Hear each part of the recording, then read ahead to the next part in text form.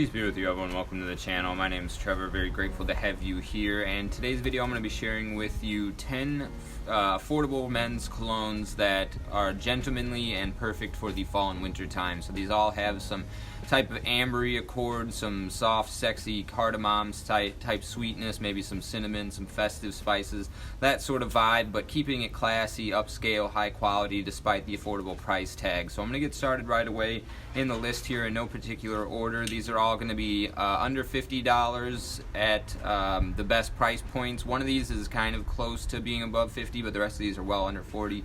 So we're going to get started right here with the first one, 1920, the Origin Eau de Parfum from the house of Tous. This is a little bit more easy to wear, mass appealing, and Ambroxan based Cartier Declaration Parfum. So it's got a really nice dose of sexy cinnamon in there and a little bit of a boozy facet from the way that the spices commingle together, even though there's not any actual boozy notes in this.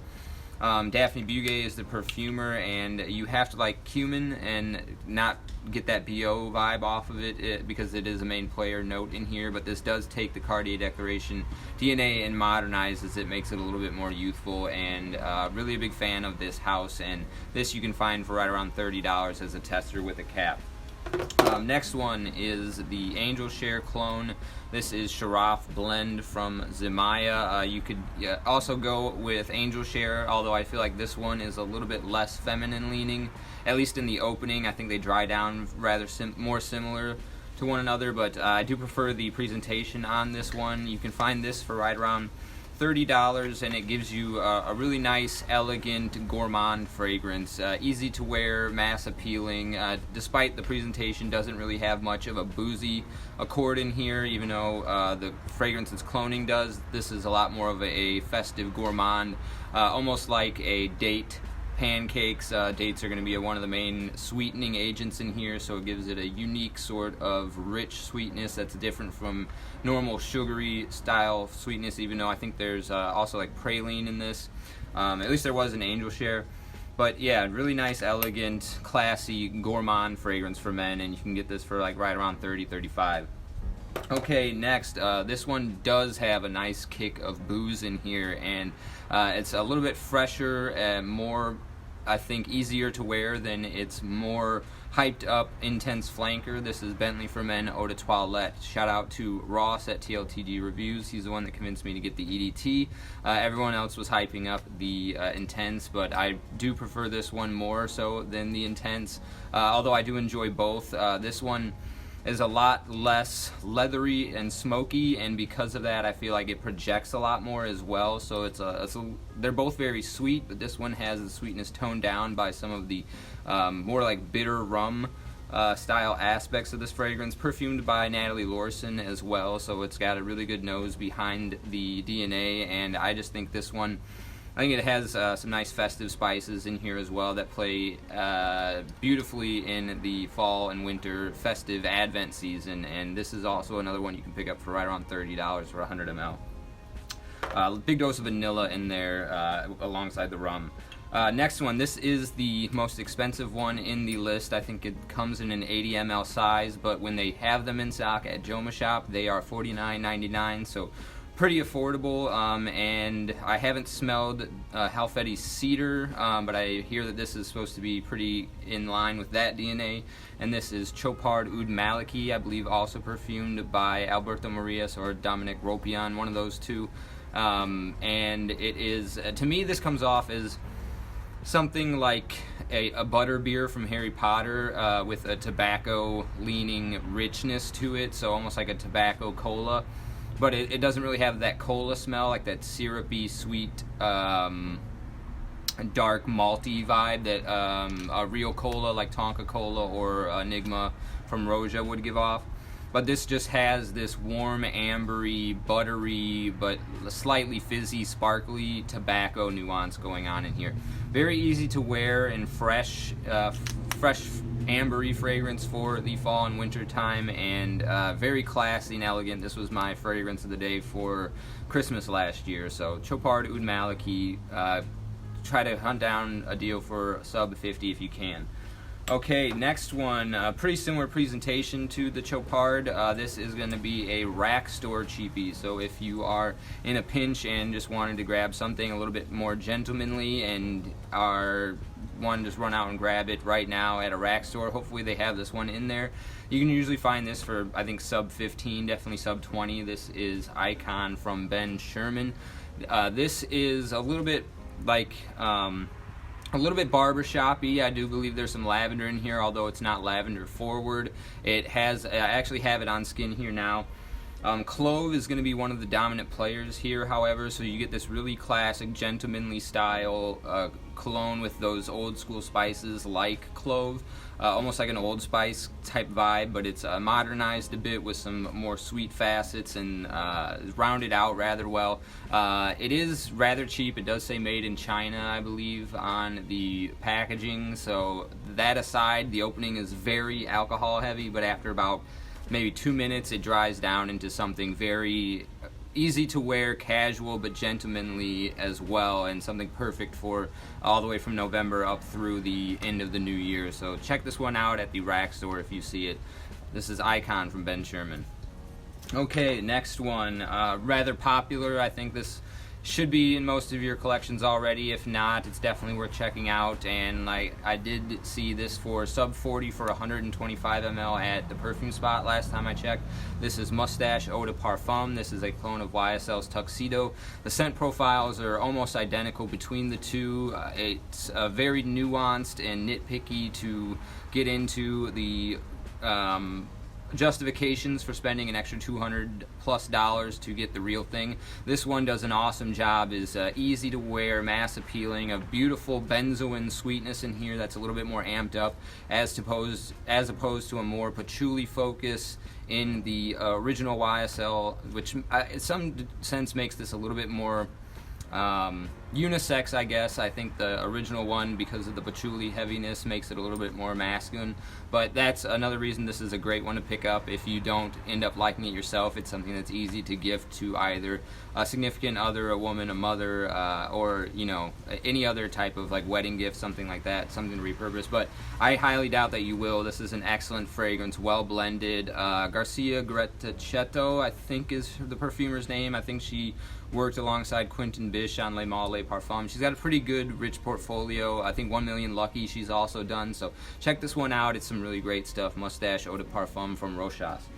Okay, another gentlemanly classic. This one I think I got turned on to by Mr. Smelly, so shout out to you, Dan. This is Jaipur Homme Eau de Parfum.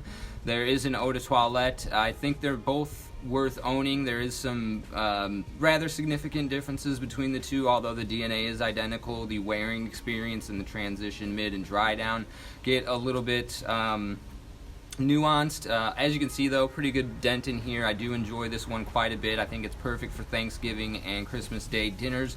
It's a beautiful, posh, powdery, vanilla, cinnamon fragrance. It's definitely got a little bit of an old school appeal with, I think there might be some oak moss in here, and so it's got that a little bit scratchy herbal facet, but it's rounded out so beautifully with the sweetness from the vanilla and the cinnamon, and also perfumed by Anique Minardo. So again, really great nose and expertise behind this one, and you can usually find these 100 mLs for right around $40. So yeah, powdery sort of James Bond Christmas scent is what comes to mind with this one.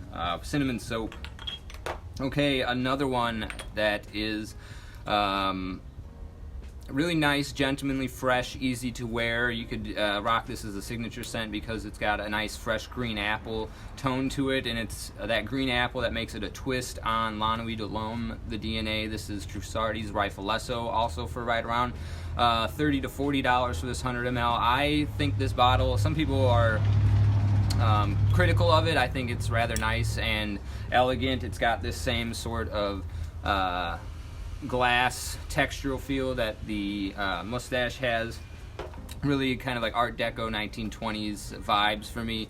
But yeah, L'Ennui de l'Homme, if you're not familiar, it's like a sexy cardamom scent with like a little bit of like a peppery vibe to it that gives like the cardamom and then some like other peppers, lavender as well, like a very like silky lavender, I want to say. I don't think this one has lavender, however, but it does keep up with that I don't even know if it has cardamom, actually. I'll have to look at the note breakdown on this one, but it is cloning L'Ennui de l'Homme, and this is like a very fresh green apple underneath of like a caramel type sweetness, but it keeps a fresh cologne style vibe throughout the remainder of the wearing experience. It does have a little bit of a syrupy texture, and normally I dislike that because it comes off as synthetic or chemical sludge-like, but that's not what's happening here, and it's just a beautiful wearing experience, and it has gotten me compliments in the past, so this is definitely one worth checking out, especially because you can wear this all the way from the, end of summer through the end of spring is a great time to rock Trussardi Riflesso. Alright, next I think we have Givenchy's Pi. I don't think I spoke about this one yet. This is Alberto Marias, the perfumer behind it. It's sort of like a almond marzipan, like an almond bread or an almond sweet confection, almond cookie with a little bit of a green herbal touch over the top. I think there's some tarragon that really pulls out that herbalistic green freshness. So it kind of reminds me a little bit of Christmas because there's it's not quite coniferous, but it goes in that direction, like a fresh, brisk, invigorating style greenness over the top of a very unisex, powdery, almond, doughy vanilla. Incredible stuff. It's been around since the 90s, I believe. In that respect, it's somewhat of a timeless classic. It has stood the test of time. It wears just as well in today's modern sweet market as it did, or back then it maybe was not even as popular as it is now. And this does have a vintage version that I've yet to smell, but if this sounds good to you, maybe look into picking up the vintage. I don't think it's outrageously priced as of yet. The vintages of this I don't think have been that hyped up, but beautiful, beautiful fragrance for the entire festive season is Givenchy Pi. And you can usually find testers of the 100 mLs of those for right around $40. Okay, and I believe we only have one left, and I've got this one on my other hand here right now. This is Oud Royal from Ministry of Oud. This is a clone of Creed's Royal Oud, so this one comes in at right around the $30 mark. And it does a really great job of capturing the essence of Creed's Royal Oud. It does have less performance. I want to say like maybe weak performance, somewhere between the 3 to 4 hour range. However, I did just get this. Most of these clone houses require an element of maceration in order to get that longevity coming through. I can't guarantee that that's the case with this fragrance, but I will say that those 3 hours and the ease of mind that comes with being able to spray this as liberally for being only a $30 fragrance, this is a great one to the collection. I love Creed's Royal Oud, and this one allows me to sort of spray it on maybe after I'm getting out of the shower or where I'm just going to be running some errands, doing something quick and wanting to enjoy the beautiful powdery sweet sandalwood cedar combination and the slight green misty mysterious mountainous almost quality of the mid notes of Creed's Royal Oud. This does lack in the sparkly ambergris, pink pepper, and lemon opening that you get with the original, but and the lemon in here gets a little bit more like lemon pledge or candied lemon, like a lemon head, as opposed to something more photorealistic with the Creed. But for $30, this is an absolute steal. Really glad to have this one in the collection. Shout out to Nate from Paragon Fragrances for putting me onto this one. And that will be my last mention for 10 affordable gentlemanly colognes for men for the fall and winter. Let me know if I missed anything, if there's anything that you'll be reaching for in this category in the comment section down below. And as always, I really appreciate you sticking with me to the end of the video. I'll see you in the next one. Take care.